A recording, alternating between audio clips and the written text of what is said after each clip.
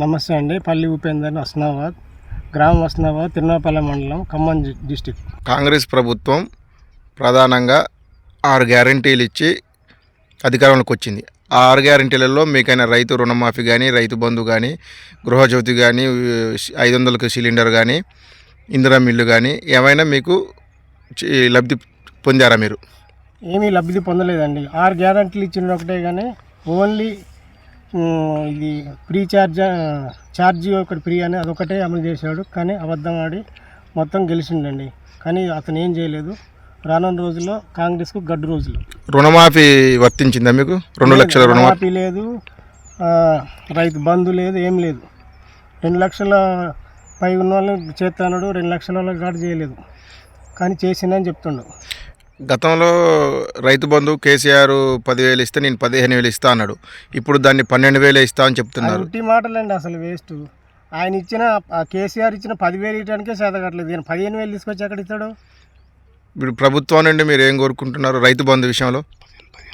రైతు బంధు విషయంలో కాదు, ఏ విషయంలో ఆయన ఇచ్చిన ఎన్ని గ్యారంటీలు అయితే ఇచ్చిండో అవన్నీ ఫుల్ఫిల్ చేయాలి. లేకపోతే ఆయన అటు పోయి ఆ దేవుని మీద ప్రమాణం చేసి, ఇటు పోయి ఈ దేవుని ప్రమాణం చేసి అన్ని అబద్ధాలు చెప్తుండు.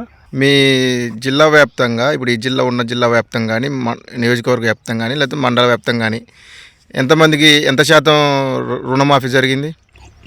60% అంటున్నాడు అండి. మీకు తెలిసి? మాకు తెలిసిన 30% బిలోనే ఉంటుంది. అంతేనా? ఆయన చెప్పుకోవటమే అట్లా లెక్కలు చెప్తుండు, కానీ వేస్ట్ అది. మహిళలకు 2,500 ఇస్తా అన్నారు. మహిళలకు 25 ఇచ్చిన దాఖలే లేవు. ఇప్పుడు గ్యాస్ సిలిండర్ ఎంత తీసుకుంటారు? సిలిండర్ అంటుండే కానీ అవి 500 పడతలేదు. ప్లస్ ఇప్పుడు రైతులకు బోనస్ అన్నాడు కదా, ఆ బోనస్ కూడా పడలేదు. రైతులు కష్టపడి పాపం కళ్ళాల ఎండబెట్టుకొని 20 రోజుల దాకా మ్యాచ్ వచ్చిన దాకా చూసి వాళ్ళకు బోనస్ కూడా వేయలేదు. అసలు డబ్బులే వేసిండు. మీకు రాలేదా బోనస్? రాలే, నాకు కూడా రాలేదు. మీరు ఎన్ని ఎకరాలలో వేసారు, పండించారు? 2.5 ఎకరాల పొలం వేసాను. బోనస్ రాలేదు నాకు. నా వడ్ల డబ్బులే నాకు వచ్చినాయి, కానీ బోనస్ 500 పడలే.